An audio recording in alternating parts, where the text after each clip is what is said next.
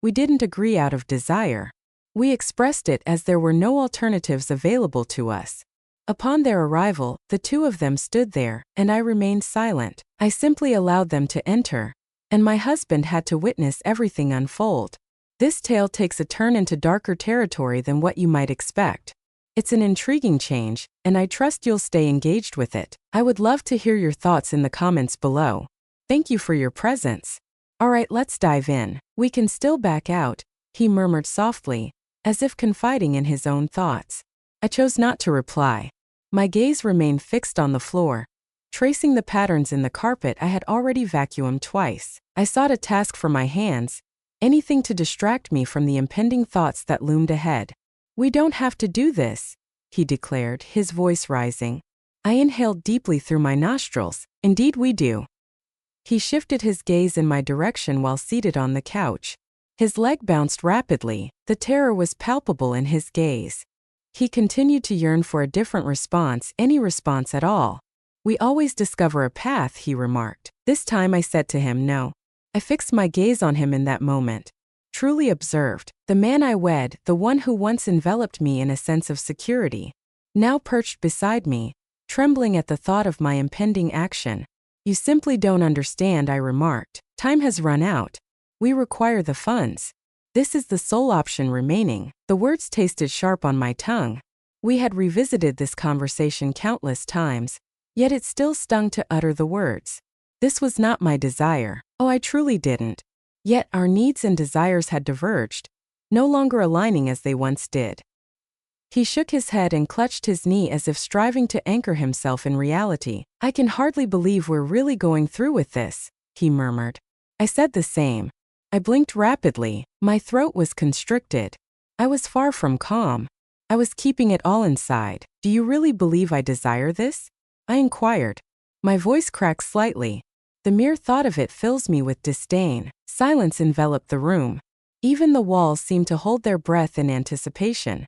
My heartbeat echoed in my ears, thumping as if it yearned to escape. He leaned forward, elbows resting on his knees, his gaze fixed intently on the floor.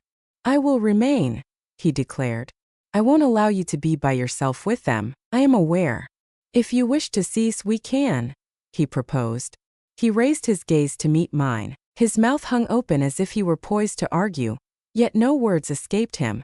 I glided my fingers along the fabric of my dress. They trembled. My skin was taut. Time seemed to stretch, as if we were poised on the brink of something monumental. Suddenly there was a knock at the door. It resonated once. I remained still, continued to breathe, calm and measured, attempting to persuade myself that I can manage this. I was the first to rise. I sensed him stir behind me, reluctant to change position, yet compelled to do so regardless. Then I sensed his hand brush against my shoulder. Only for a moment, merely a whisper to convey, I'm still by your side. I made my way to the front door.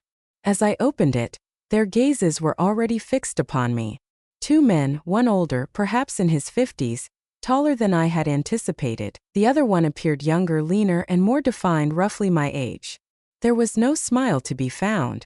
Skip the formalities, there are no inquiries. They entered as if it were a familiar routine.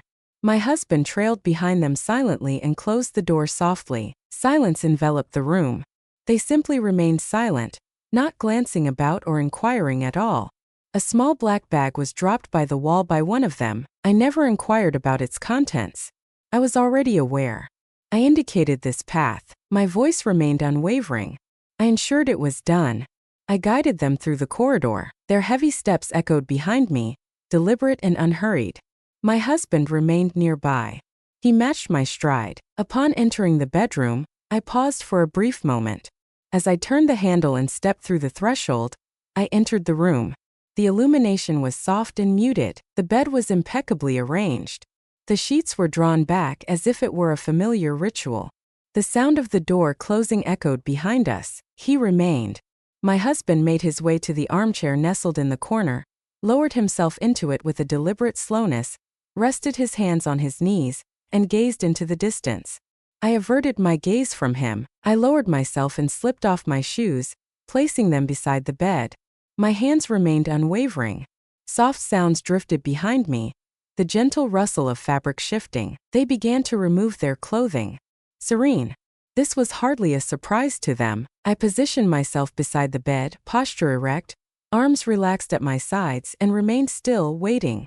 The wall before me held my gaze.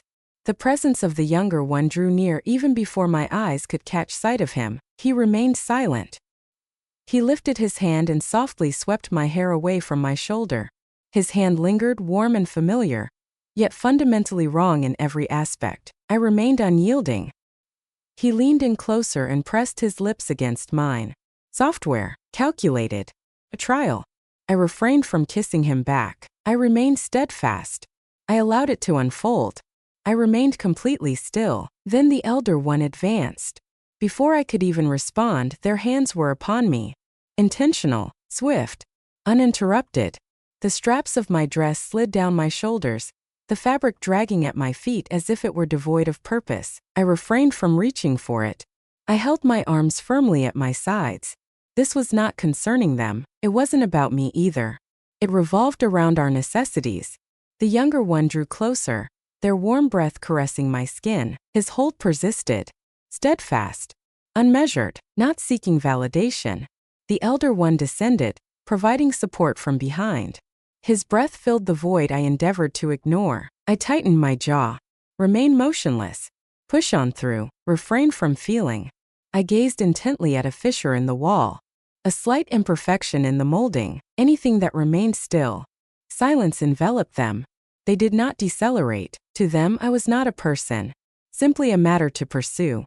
I remained unyielding. I kept my eyes wide open.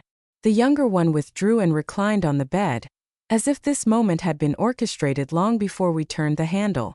The elder one cupped my face in his hands, then with a soft insistence, he led me downwards. I halted for a moment, not to push back, merely to inhale. Then I allowed it to unfold. Silence prevails. There shall be no dissent. I moved as if I had practiced the steps beforehand. Then they moved me once more, fingers resting on my hips, raising, spinning, descending. I found myself positioned above the younger one, precisely as he had anticipated. My hands lay gently on his chest, seeking stability. That was everything. He moved beneath me, swift and resolute. I took a deep breath, maintained it. Behind me, I sensed the other one drawing nearer. His fingers wrapped gently around the nape of my neck. The other leaned in, providing support once more. I remained silent. Did not resist. A figure shifted beneath me. The other maintained his grip. They never inquired. I felt nothing. Not at this moment. Continue to inhale and exhale. Refrain from overthinking. Refrain from responding. Next, a further transition. They shifted me aside and laid me on my back. The elder one bent forward first.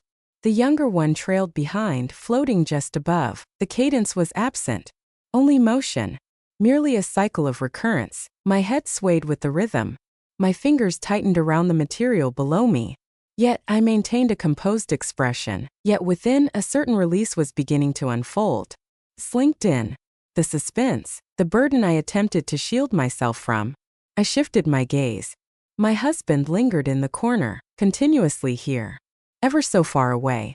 With my eyes shut tight, inhaled deeply. Then they shifted me once more. At that moment I found myself on all fours. The younger one reclined against the pillows. The elder shifted my position from behind. There was a lack of coordination, merely performing. Their hands kept me grounded. One guiding light, one in charge. No options remained to select from. They pressed on with greater intensity, nearer. In harmony. My elbows faltered, my breath caught in my throat. I found myself coming undone. I made an effort to remain indifferent, attempted to remain motionless, attempted to restrain it. Just a moment longer, only one more. Yet I found myself unable to do so. I broke apart. I remained in a state of quivering unease. They continued to advance, enveloping me, partaking in what remained untouched. Their rhythm remained unwavering. As if nothing had shattered within me, my arms felt feeble. My breath escaped in quick, shallow gasps. As I raised my gaze, there he was, my spouse, remaining seated. Here I remain, yet his gaze was not directed at me. He gazed down at the ground. Expression void, her lips parted ever so slightly. hands resting softly on his knees. He was still there, not in a physical sense. Yet, a certain part of him began to wander. Not from the chamber, from my perspective. I turned my gaze, yet they remained steadfast. They made their adjustments in silence. A solitary figure retreated. The other shifted beneath me, gentle hands ushering me into position, as if it were a skill honed over time, something accomplished previously. I positioned myself over the younger one, my knees trembled beneath me. My legs quaked, haunted by the recollection of what had just been lost. I endeavored to find my center, to calm my breath, to regain mastery. Yet I sensed the other one creeping up from behind, intentional. Absolutely. His hands descended gently, cradling me with care, steering me with gentle force, until I experienced it. Acute, unforeseen. I inhaled sharply. I placed my hands on the chest of the younger man, unconsciously seeking equilibrium. Yet he did not hesitate. He pushed upward, calculated, unyielding. The weight of my burdens has curved my spine. I drew a quick breath from my throat, compelled my lips to part. Yet I remained silent, not at this moment. I clenched my jaw tightly. I tightened every muscle I possessed, attempted to dissolve into silence. However, they refused to allow me. The younger one took the initiative and moved first, superficial initially, then more powerful. His hands gripped my hips tightly, maintaining my alignment with his movement. The figure lurking behind me remained concealed, hidden away in the depths, spinning softly, free of strain, until I sensed the tug of two opposing forces within me. I sank my teeth in with force. I sank my nails into the flesh below me. I forced myself to remain empty. Yet they remained indifferent. I was in the process of relocating, pulled into a singular beat while being extended by a contrasting force. The pace quickened. My skin felt the searing heat. My breath faltered. A force tugged at me, drawing me back to a place I was reluctant to revisit, and then it occurred. Unexpected, severe, unwelcome, boisterous, genuine. I covered my mouth with my hand, appalled. Yet it had already passed the point of no return. It reached their ears, and they responded. Their rhythm quickened, their hold grew firmer. Their bodies bore down with increasing intensity. I attempted to remain composed, to remain quiet, to withstand the escalating tension. Yet I found myself coming apart at the seams. A fresh wave of chaos engulfed me once more. More challenging this time. Profound. My voice faltered. Deep and resonant. Acute, drenched in remorse. As I opened my eyes, I found the chair vacant. He had vanished. I hadn't even realized he was gone. I had become ensnared in it. Excessively loud, lost in the depths of that truth. It broke apart a piece of me I hadn't even shielded. They wouldn't allow me to dwell in it. I found myself turned once more. Elevated. Reduced. My back rests against the mattress. The other person leaned in closer, hovering above me. One hand gently poised at my throat, the other directing my gaze toward him. I was powerless to prevent it. I was unable to even slow it down. They flowed together seamlessly. Systematic. Refined. Indeed. I made another attempt to remain silent. Yet the sounds broke free, demanding to be heard. Inhalations of surprise. Quick breaths escape. Distorted sounds that felt foreign to me. I pressed my lips together tightly. Chomped down with more force. Refrained from offering them anything further. Do not allow it to rise once more. I can't quite grasp the effect it's having on you. Yet, with each time I withdrew, they demanded even more from me. The one above remained steadfast. The one beneath pushed with greater intensity. Quicker, harsh. My hands clenched the fabric tightly. My head thrashed against the pillow. A restless dance of frustration and fatigue. Stop right there. Stop right there. Stop right there. Yet I shattered. The impact overwhelmed me like a deluge. Fierce, unyielding, unquestionable. My body curved gracefully, my throat gaped open. The sound that escaped me was raw and instinctual. Fallen apart, without bones, out of breath. I had forgotten about the lift. It was as if I had been thrust into the sky in an instant, suspended in their grasp. The body sways in harmony with theirs, limbs relaxed.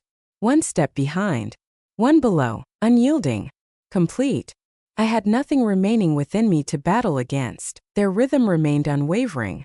The burden, the nudge, the manner in which they seized it all. It shattered my defenses. I did not ascend, I have sustained a fracture. As my voice slipped away once more, so too did the final remnants of my strength fade into nothingness.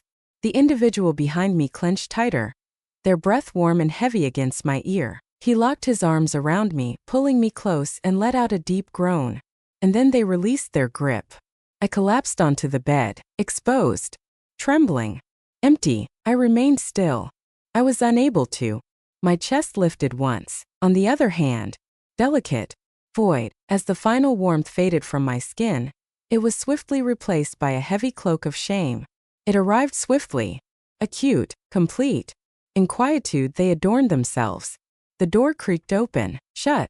I remained in that place, not merely emptied, but burdened by the weight of what I offered. And so we reached the conclusion of our tale. This piece had a slightly more somber tone than what is typically expected, a departure from my usual offerings. I would genuinely appreciate your insights. Did it prove effective for you? Was it too distant? Feel free to share your thoughts in the comments. Your thoughts are truly valued. If you found it enjoyable, be sure to give the video a thumbs up and subscribe for more content. Thank you for your presence. It truly holds immense significance.